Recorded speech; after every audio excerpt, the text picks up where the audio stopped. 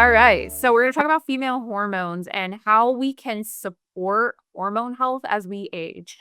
I have talked about adjacent topics in the past. If you've been around for a while, I did a call on eating for your menstrual cycle, and I did a call on perimenopause and menopause. This was back in like February and March. So you're gonna see some kind if you attended those calls or are kind of knowledgeable on this topic, some of this may sound familiar, but what differentiates it is I'm gonna dive a little more deeper specifically into hormones, then how nutrition specifically supports our hormones.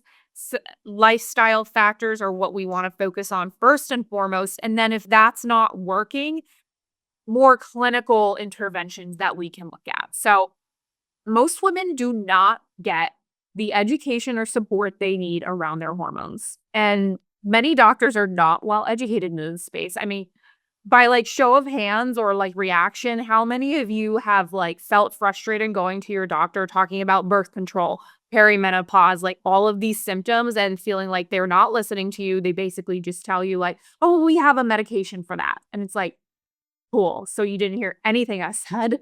Or you want to get blood work done and the door is shut in your face and say, well, you're not of age, or I'm sure your levels are in a normal range. What's a normal range? And who says it's normal for me? So there's this societal acceptance of women suffering in healthcare with this one size fits all approach that drives me nuts. So we're going to talk about real changes that are happening in our late 30s, 40s, and 50s and how we can work with our bodies instead of feeling like they're fighting against us. Because our hormones are not the enemy. We do have tremendous agency over them, and there's a lot we can do with our lifestyle first before we look at things like hormone replacement therapy, which is very valid and necessary for a lot of women. But I want to talk about lifestyle first because that's what's within my scope. This transition of perimenopause and menopause can be upwards of 15 to 20 years. It starts typically in your early to mid 40s, sometimes as early as your late 30s. And these hormonal shifts are not your fault. It's a natural part of aging, but we do have the power to support the changes with some intentional lifestyle tools. So I'm going to talk about nutrition, strength training, stress management, and sleep.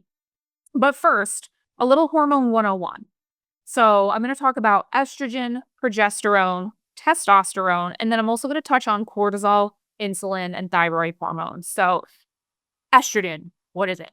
It is a group of hormones that play an important role in growth and reproductive development in a woman.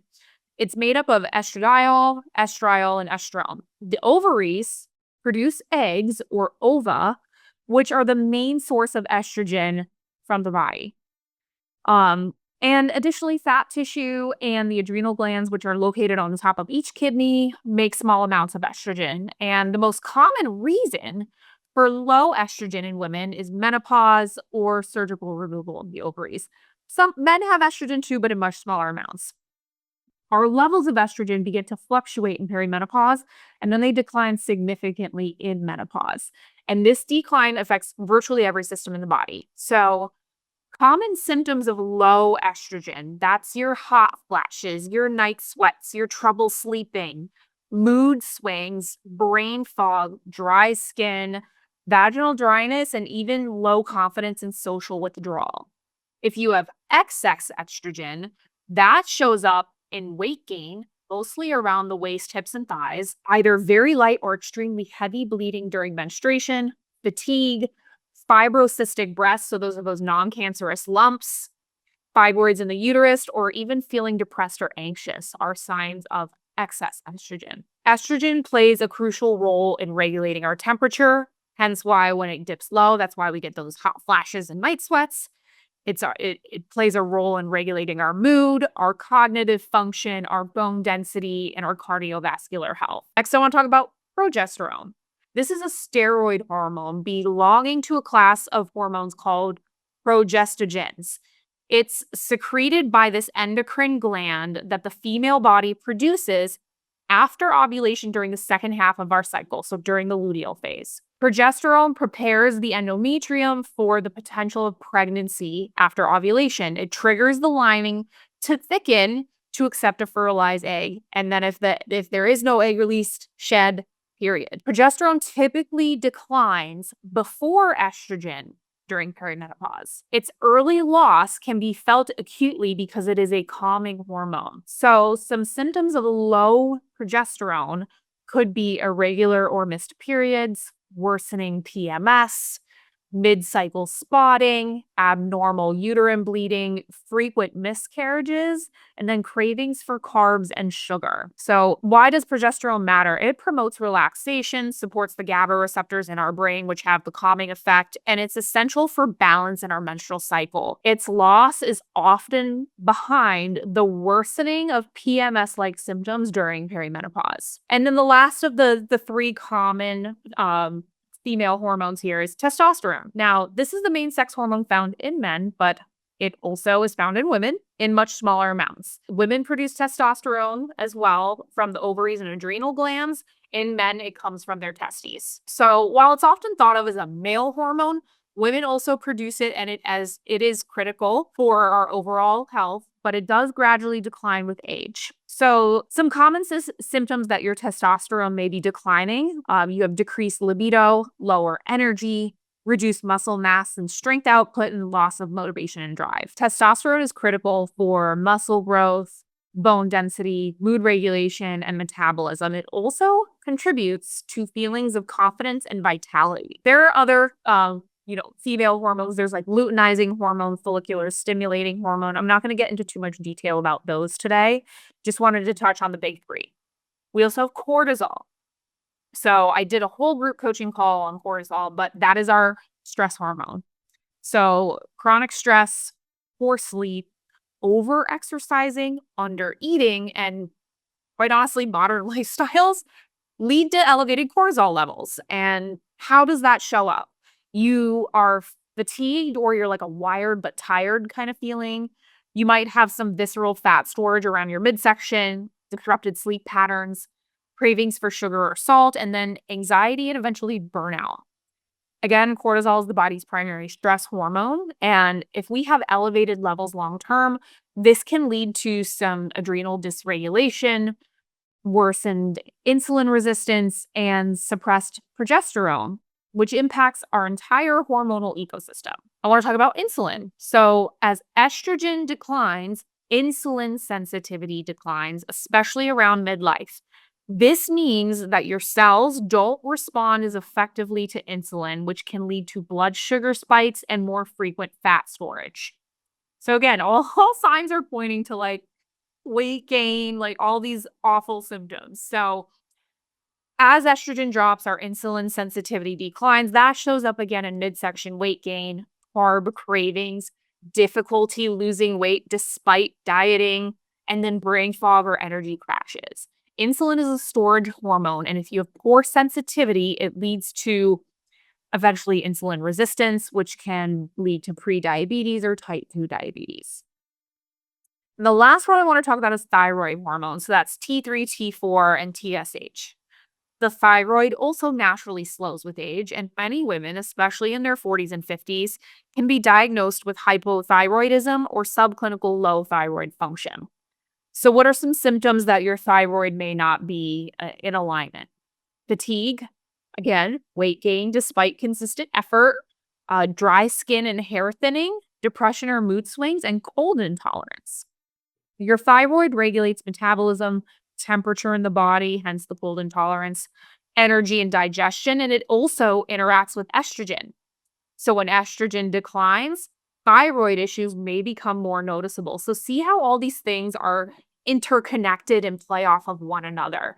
So you might be feeling off as you age. You might start to notice more midsection weight gain. You might start to notice you're a little more irritable or have mood swings.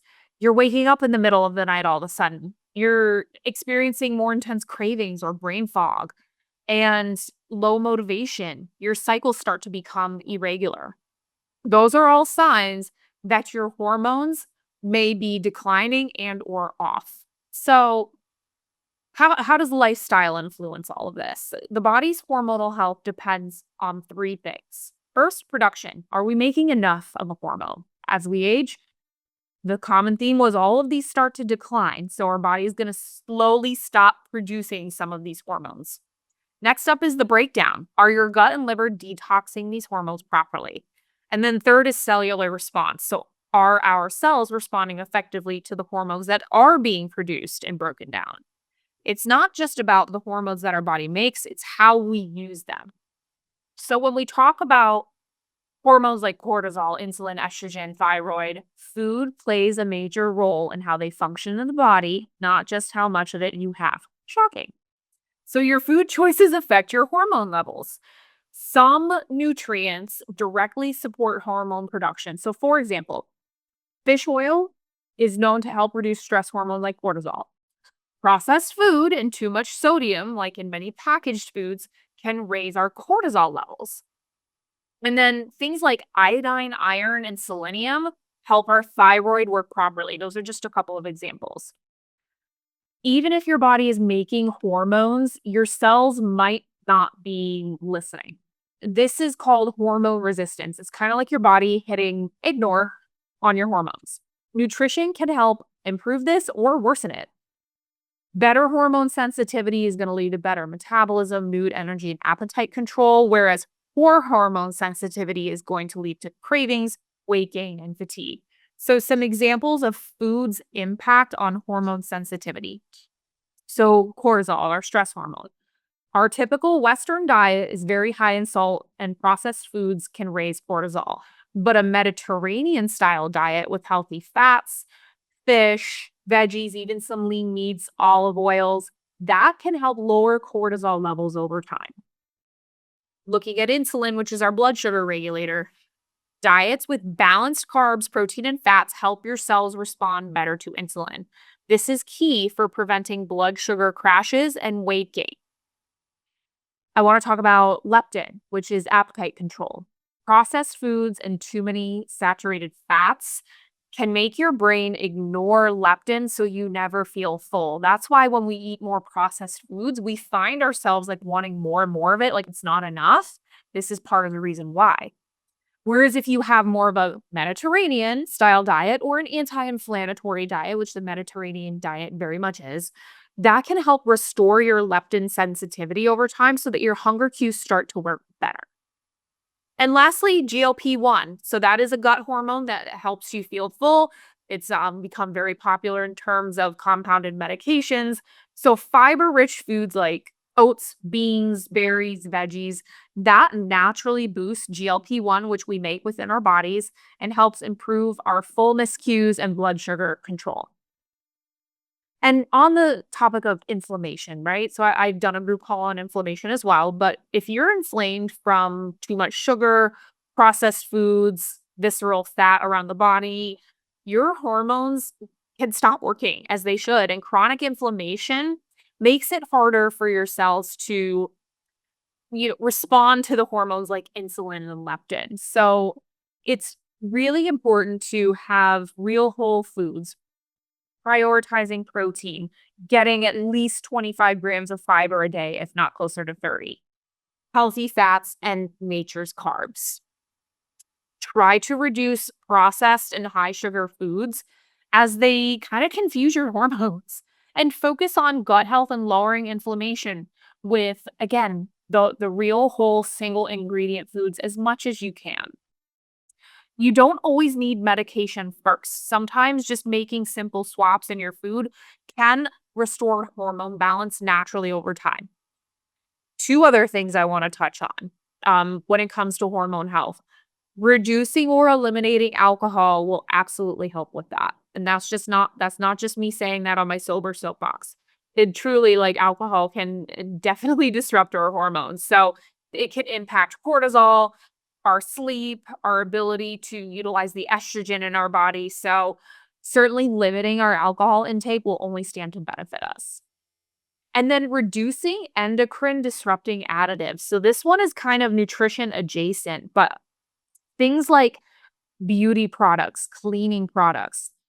Our environment, especially in this country, is becoming increasingly toxic and honestly not that conducive to living our healthiest lifestyle when So much of the things we put on our body or in our mouths are overly processed and loaded with chemicals and endocrine disruptors. So our hormonal problems continue to grow due to our environment being so toxic with these things. This happens to men too. I'm sure many of you have heard that testosterone levels in men currently who are, in their 20s are that of a man who would be like 60 or 70 years old. That's not normal. And a lot of that can be due to our environment, the more processed foods we eat, and the products that we use. Now, this is not me telling you that you need to go throw out all your makeup and your cleaning products right now and start from scratch.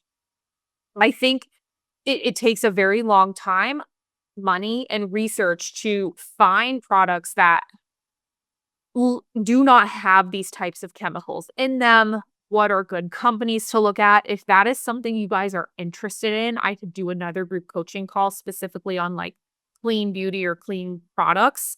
I'm slowly starting to incorporate them myself, but it takes time. And it's not cheap. Like I just replaced like my pots and pans with this company called Green Pan. It wasn't cheap to do that.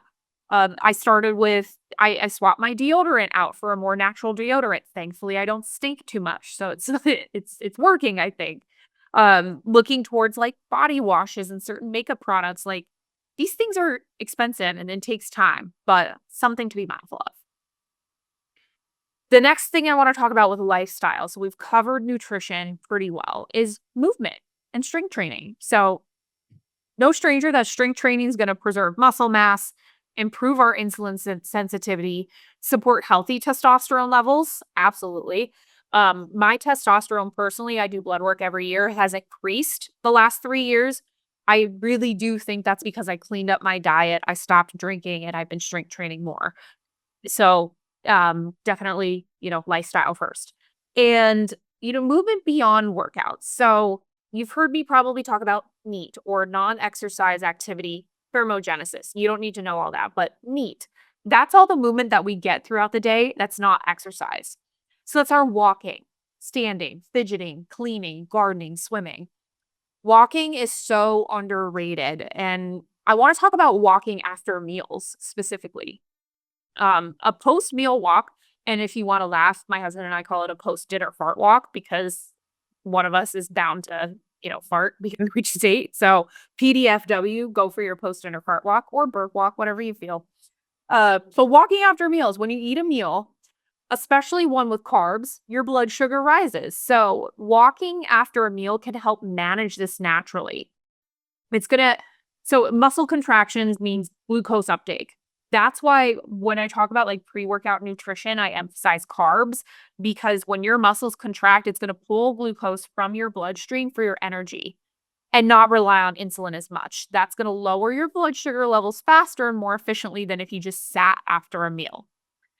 Regular post meal walks will help your cells respond better to insulin, meaning your body doesn't have to produce as much to get the job done. So, this is great for insulin resistance long term.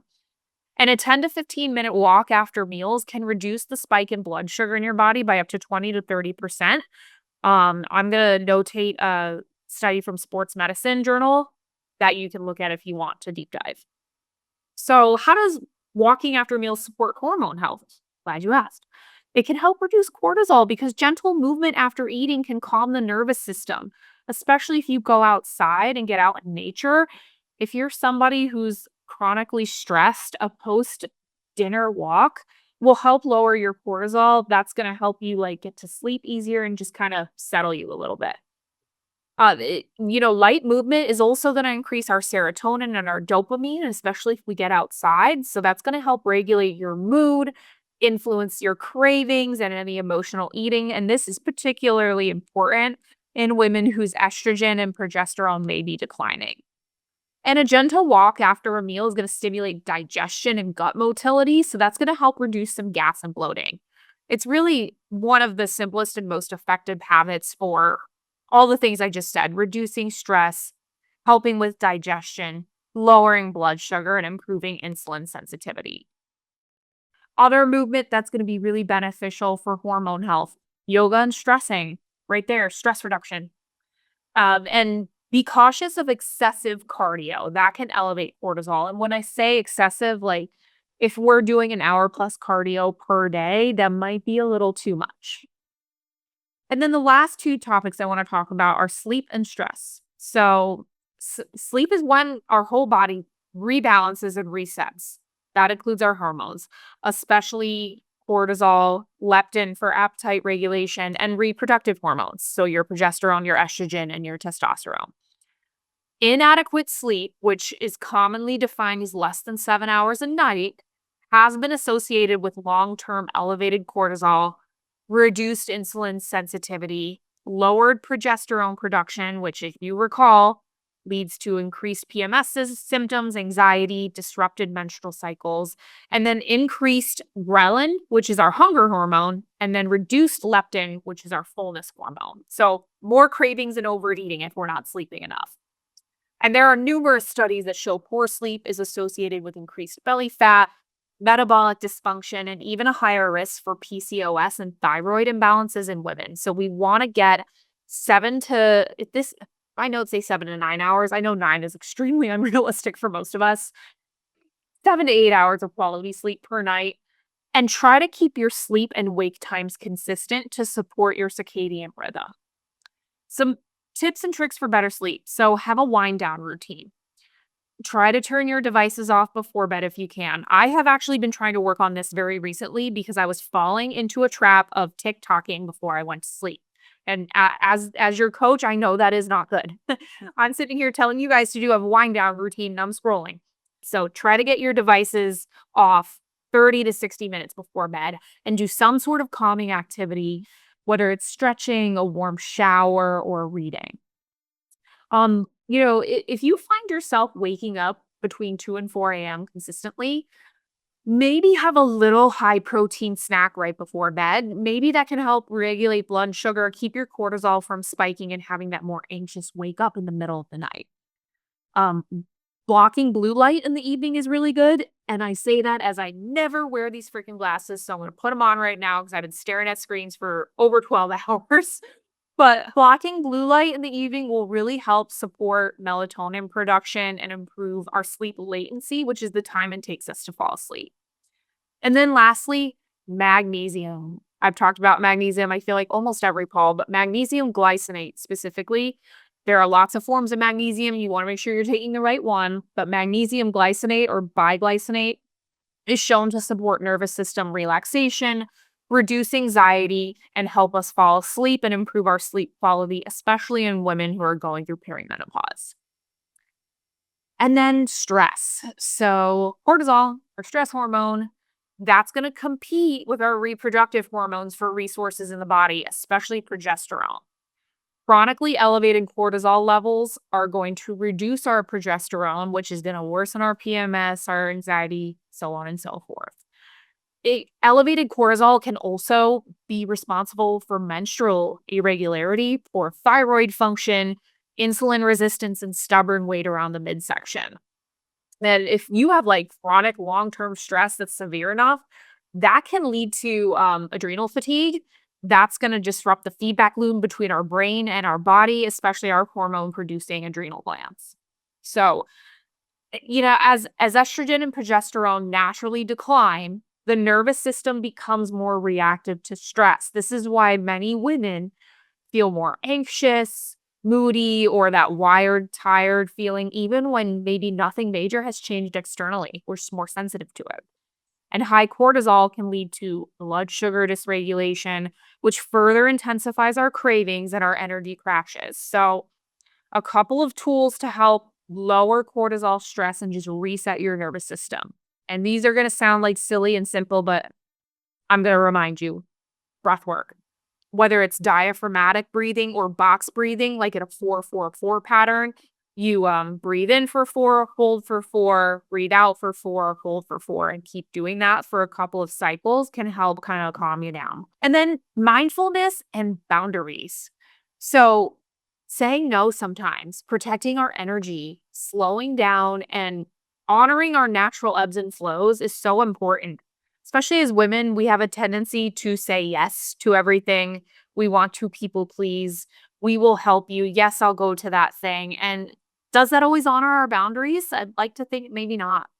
at least once a year, especially as we get into our late 30s, test your female sex hormones. That's your estrogen, progesterone, testosterone. Even look at thyroid function, T3, T4, thyroid stimulating hormone or TSH, your luteinizing hormone, your DHEA, your FSH, which is follicular stimulating hormone. Those are all good things to look at and see, like, am I within a normal range, or am I starting to look low or too high? Like, it's always good to know that information. For stress hormones specifically, a saliva test is a good one. That's useful for adrenals, adrenal fatigue. I have done saliva testing twice with a functional medicine doctor. You can order what's called a stress test on Thorne, THORNE.com. It's about $149. You basically spit into these vials like 3 to 4 times a day because cortisol fluctuates throughout the day. So they want to take it like early in the morning, mid-morning, mid-afternoon, and then at night, and it will tell you what your levels are for your adrenals throughout the day. When I did it twice, my cortisol levels were highest right before bed, which is not ideal. So saliva test is really good for that. And then one that I have not talked about before, and I did a little deep diving into this, is a Dutch test. Dutch stands for dried urine test for comprehensive hormones. It is a urine test for estrogen and estrogen metabolites, so how your estrogen is breaking down, progesterone, testosterone, all of that. It's done between days 7 and 21 of your cycle, and it also shows adrenal function and methylation pathways to show if your body's detoxing properly. So there's a couple ways that you can do a Dutch test, and it's probably the more accurate test for female hormones compared to blood. You can order it directly from dutchtest.com, precision analytics or analytical. The results will be emailed to you. Interpretation can be complex because they don't interpret it for you. I think they just give you your results and it's kind of on you. So it's always best to go over results of any of these tests with a qualified practitioner.